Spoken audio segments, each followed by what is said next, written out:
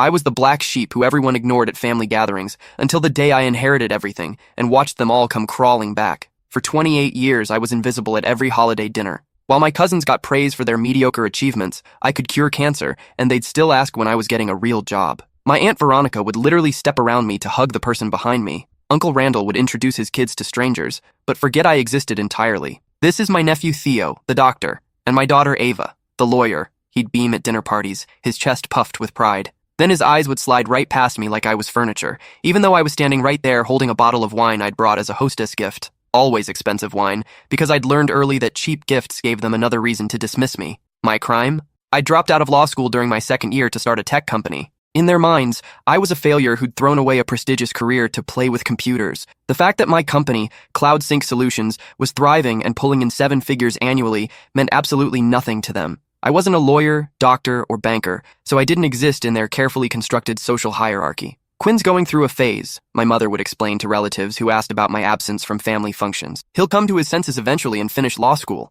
This was 7 years after I'd built my first $1 million client contract. I stopped trying after my college graduation ceremony. I'd earned my master's in computer science while working full-time, maintaining a 4.0 GPA despite pulling 60-hour weeks between my startup and coursework. When I shared the news in the family group chat, accompanied by a photo of me in my cap and gown, it went completely silent. Radio silence for 3 days. Meanwhile, when my cousin Finn got promoted to assistant manager at a coffee shop, a job that paid $12 an hour, it generated 47 congratulations, 3 separate celebration dinner invitations, and a group gift of a gold watch for the successful businessman in the family. The irony wasn't lost on me. I was employing 15 people at that point. At Christmas dinners, I'd sit at the kids' table despite being 28 years old and older than half the adults present. My spot was permanently between my 7-year-old second cousin and the high chair. At weddings, I wasn't included in family photos. They'd literally ask me to step aside so they could get just the family shots, as if my DNA had somehow been revoked. "Could you grab this for us?" they'd ask, handing me their phones like I was the hired photographer.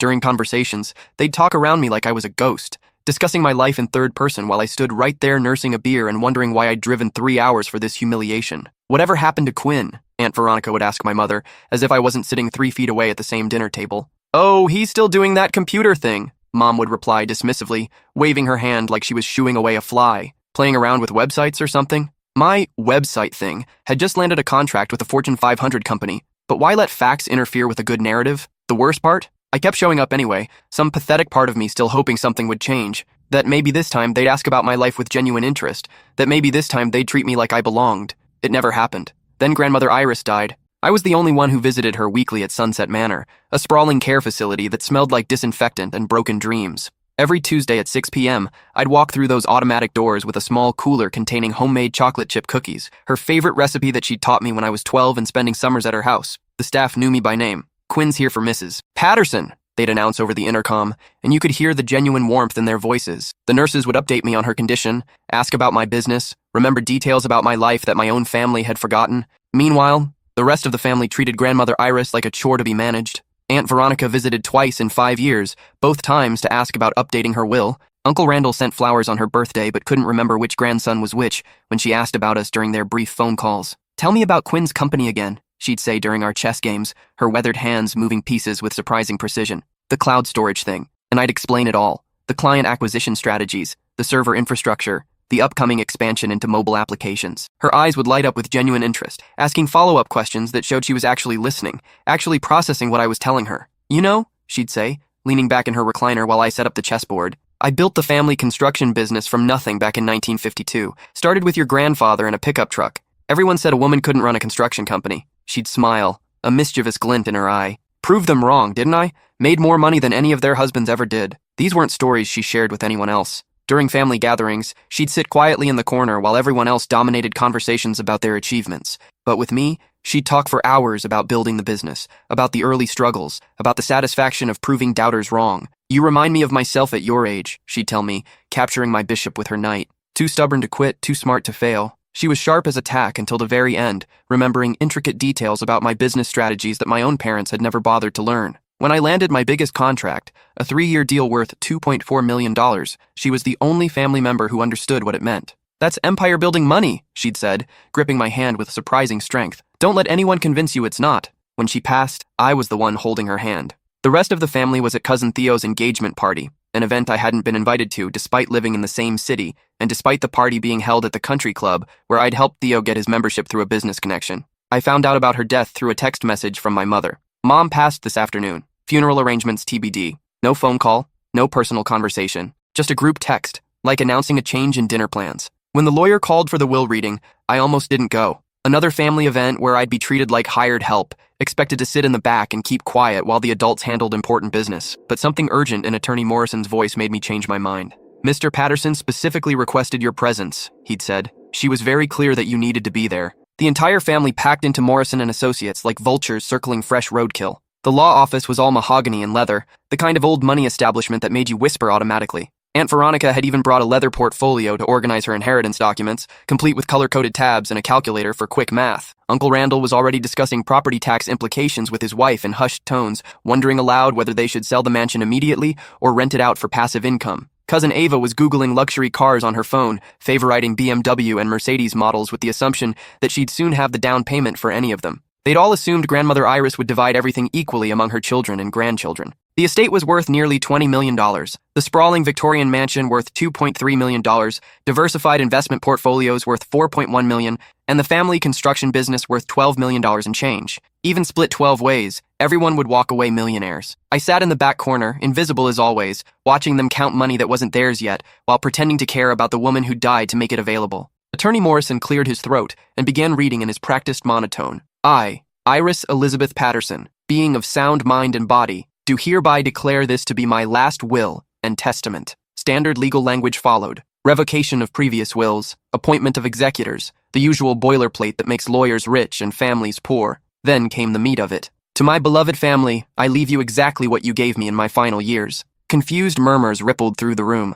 Aunt Veronica stopped taking notes. Uncle Randall looked up from his tax calculations. To my daughter Veronica, who visited me twice in 5 years and forgot my last 3 birthdays, I leave my disappointment and best wishes for your future endeavors. The room went dead silent. You could hear the air conditioning humming, the secretary typing in the next office, the distant sound of traffic from the street below. Aunt Veronica's face went white. There has to be a mistake, she stammered. Attorney Morrison continued reading without missing a beat. To my son Randall, who sent flowers once a year but couldn't remember which grandchildren belonged to which parents during our phone conversations, I leave my profound sadness at your choices and hope that you'll learn the value of presence over presents. Uncle Randall started to object, but Morrison held up a hand. To my grandchildren Theo, Ava, Finn, and others who inherited their parents' priorities, I leave the same attention and care you showed me, which is to say, none whatsoever. The silence was deafening now. Several family members were openly gaping. To my grandson Quinn, who held my hand every Tuesday for 6 years, who remembered my birthday with homemade cookies, who listened to my stories and shared his dreams, who was the only one who truly knew me as a person rather than a bank account. I leave everything else. My stomach dropped through the floor. Everything else meant the mansion, the portfolios, the construction business, everything they'd been mentally dividing among themselves for the past hour. Furthermore, Morrison continued, I have prepared individual letters for family members to be distributed at my discretion. He handed me a thick envelope marked, for Quinn's eyes only, in Grandmother Iris's distinctive handwriting. Inside was a note that made my hands shake. My dear Quinn, if you're reading this, then my funeral is over and the vultures have gathered to pick over my bones. I'm sure they're surprised by my decisions, but you shouldn't be. I've been watching this family for 93 years, and I know exactly who everyone really is. You were the only one who saw me as a person worth knowing. While they saw dollar signs, you saw a grandmother. While they calculated inheritance splits, you brought me cookies and asked about my childhood. They'll come for you now. They'll try every manipulation, every guilt trip, every sob story in the book. They'll claim family loyalty while demonstrating none themselves. They'll promise change while learning nothing from their mistakes. Be ready. I've also left specific instructions with Morrison about any attempts to contest this will. Let's just say I've been documenting their absence for years. You built something beautiful from nothing, just like I did. Don't let them tear it down. All my love, Grandmother Iris P.S. The construction business books are in the basement safe. The combination is your birthday in reverse. I think you'll find some interesting reading about certain family members' business loans that were never repaid. The room exploded. This is ridiculous! Aunt Veronica shrieked, her carefully maintained composure cracking like old paint. Mother was clearly not in her right mind. We'll contest this, Uncle Randall declared, his face turning an alarming shade of red. This is elder abuse, pure and simple. Cousin Theo was frantically texting someone, probably his lawyer friend from law school. Ava was crying, actual tears, which was impressive since I'd never seen her cry over anything that didn't directly affect her bank balance. Through all the chaos, Attorney Morrison sat calmly, letting them exhaust themselves with threats and accusations. Finally, when the shouting died down, he spoke. Mrs. Patterson anticipated this reaction. She's prepared additional documentation. He opened a file folder and spread its contents across his desk. Medical evaluations, cognitive assessments, psychiatric consultations. Your mother underwent extensive mental competency testing over the past 6 months. Every evaluation confirms that she was of completely sound mind when she made these decisions. She also requested that I inform you of the following. He put on his reading glasses. Any attempt to contest this shall result in the immediate release of certain family financial records that Mrs. Patterson maintained over the years. These include documentation of unpaid loans, questionable business practices, and tax irregularities that might interest the Internal Revenue Service. The room went silent again, but this was a different kind of silence. This was the silence of people realizing they'd been outmaneuvered by someone they'd underestimated. Aunt Veronica's face had gone from white to green. Uncle Randall was sweating despite the air conditioning. She wouldn't have, Veronica whispered. She was a businesswoman for 70 years, Morrison replied. She kept excellent records. And just like that, the fight went out of them. Not because they accepted the will's fairness, but because they'd been caught red-handed in schemes I was only beginning to understand. I walked out of that office in a daze, clutching documents that made me one of the wealthiest people in the state, carrying secrets that could destroy the family members who'd spent decades destroying my self-worth. The phone calls started before I made it to my car. Within an hour, my phone exploded with messages, text after text from people who hadn't spoken to me in months.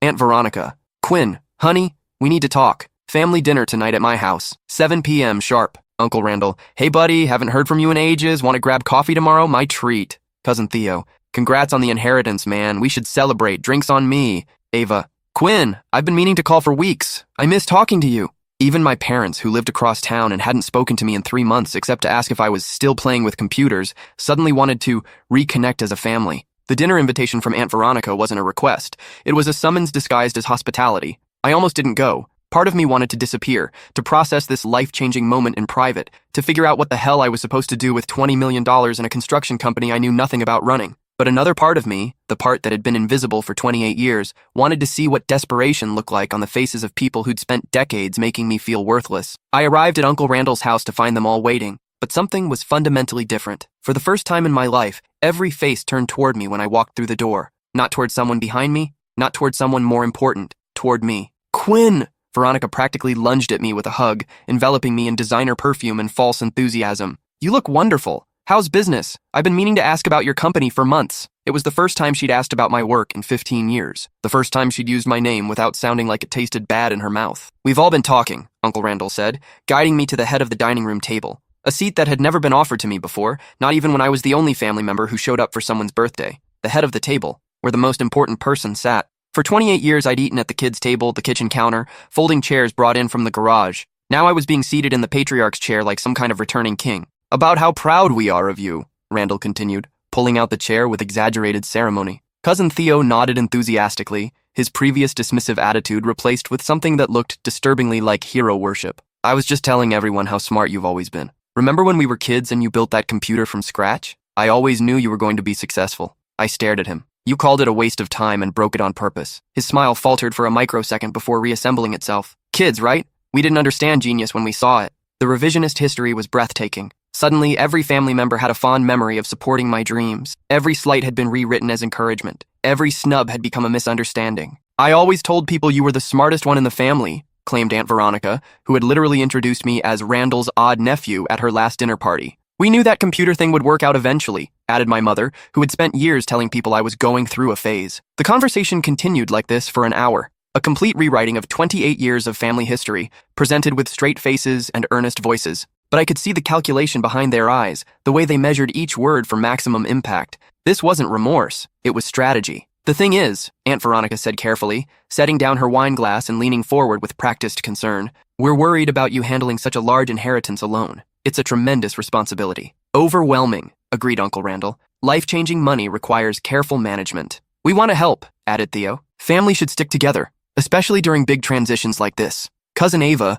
who had been quiet up to this point, pulled out a folder that looked suspiciously prepared in advance. Maybe we could form a family trust, she suggested, spreading documents across the table. Pool the inheritance for everyone's benefit. Share the responsibility and the rewards. There it was, the real reason for this sudden family reunion. They'd spent the afternoon with lawyers and financial advisors, figuring out how to get their hands on money that legally belonged to me. The family trust idea was probably Uncle Randall's. He'd always been good at making selfish schemes sound philanthropic. Grandmother Iris would have wanted us to share, Veronica said, her voice heavy with manufactured emotion. She always believed in family unity. She wouldn't want her decision to divide us, added Randall. Blood is thicker than water. I almost laughed. These people who had ignored their own mother for years were now claiming to know what she would have wanted. You're absolutely right, I said finally. Money shouldn't divide families. Their faces lit up with relief. Victory was within reach. In fact, I continued, I've learned so much about family this week. I pulled out my phone and opened a voice memo app that I'd been using for years to record conversations, originally just to review later and figure out what I was doing wrong in social situations. Turns out I wasn't doing anything wrong at all. For instance, I learned that Aunt Veronica called me a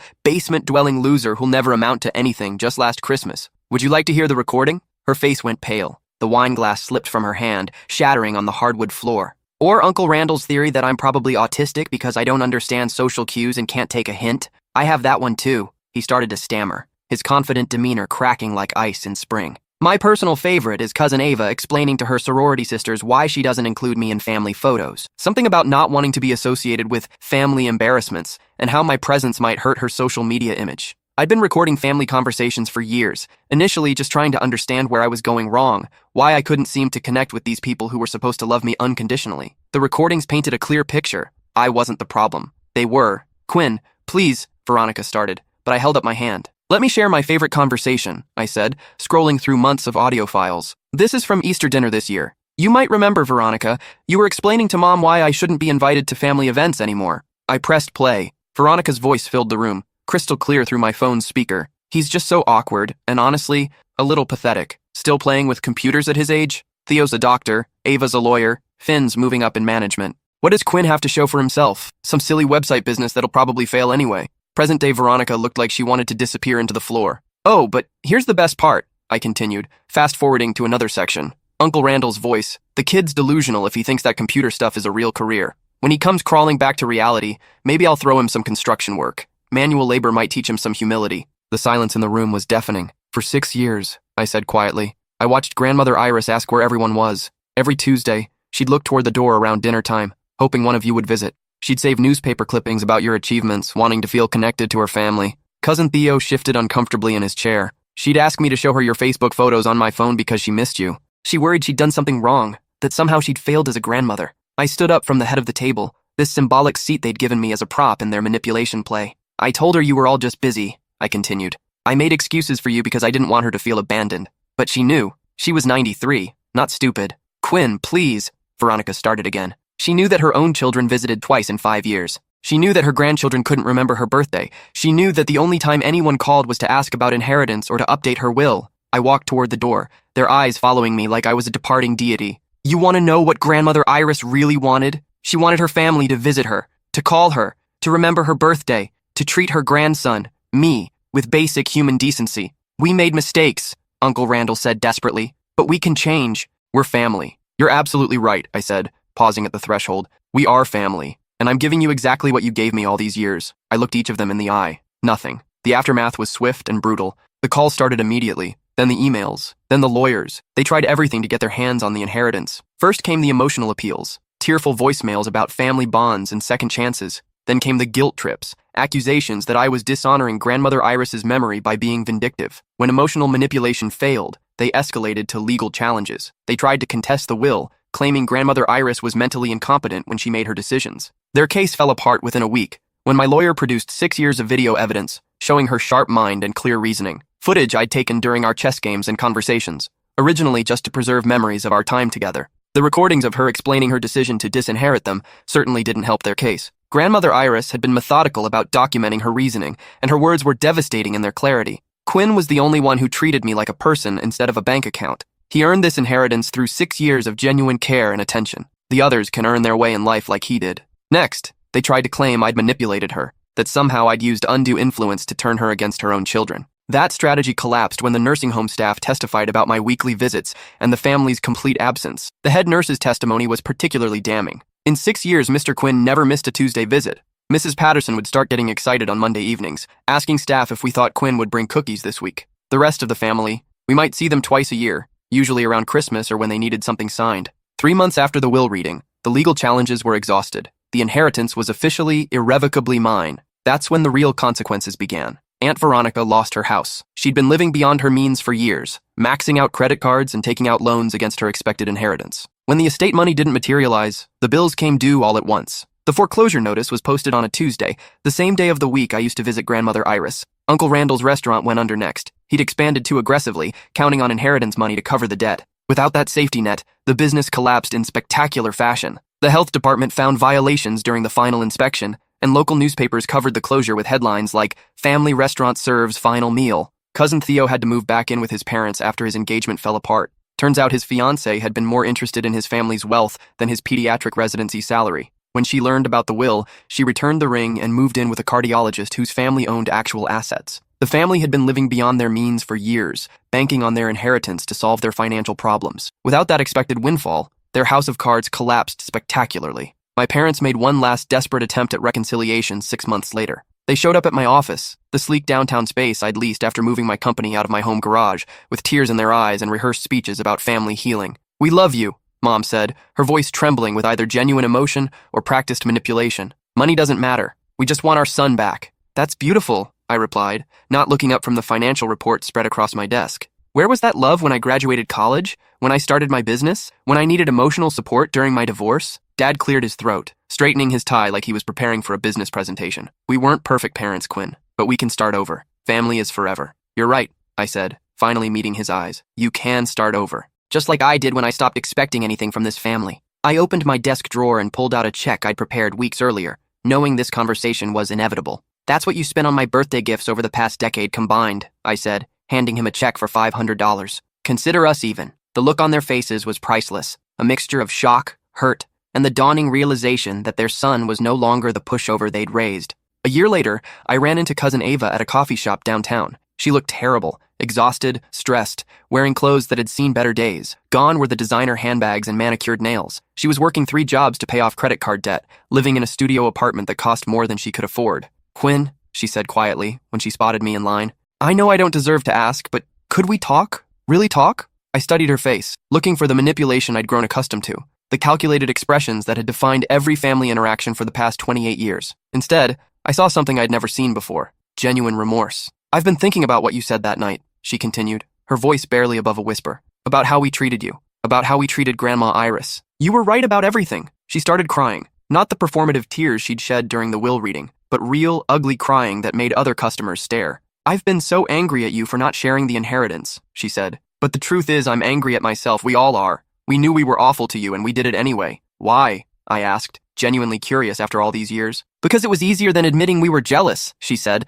wiping her nose with a coffee shop napkin. "You were always the smartest, the most driven, the most genuine. You built something real while we coasted on family connections and expectations. And instead of celebrating that, we punished you for it. For the first time in my life, a family member was taking real accountability, not deflecting blame, not making excuses, not trying to minimize their actions, just honest, painful truth. I don't expect forgiveness," she said, "and I'm not asking for money. I just wanted you to know that some of us finally understand what we lost." I bought her coffee, a small gesture but one that felt significant. We sat in a corner booth for 2 hours while she told me about losing her law firm job, about the debt she'd accumulated trying to maintain a lifestyle her actual income couldn't support, about the friends who disappeared when her circumstances changed. "I'm learning what you knew all along," she said, "that the only things worth having are the things you earn yourself." 6 months later, Ava was the only family member I invited to my wedding. She didn't ask for anything except the chance to be a real cousin. She helped plan the reception, gave a speech about how proud she was of the man I'd become despite the family's treatment, and never once mentioned money or inheritance or the past.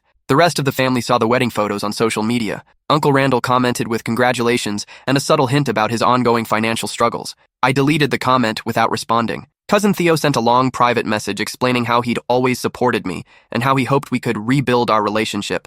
I read it once and archived it without reply. My parents didn't reach out at all, which was probably for the best. 3 years later, I'm running a nonprofit foundation in Grandmother Iris's name, funding technology education for underprivileged kids who remind me of myself at that age. Smart, driven, but lacking family support and financial resources. The construction business has expanded into 3 new markets under professional management. I kept it running not because I needed the money, but because Grandmother Iris had built it from nothing, and I refused to let her life's work die with her. The mansion has been converted into a community center that offers after-school programs, job training, and small business development courses. There's a plaque by the front door, Iris Patterson Community Center, where everyone belongs. Sometimes I wonder if I should have been more forgiving, if I should have given them second chances, shared the wealth, tried to rebuild those family relationships. Then I remember Tuesday evenings with Grandmother Iris, holding her hand while she asked why her family had forgotten her, and I know I made the right choice. Some things can't be bought, and forgiveness is one of them. You have to earn it through actions, not words. Through consistency, not convenience. Through presence, not presence. And after 28 years of being invisible,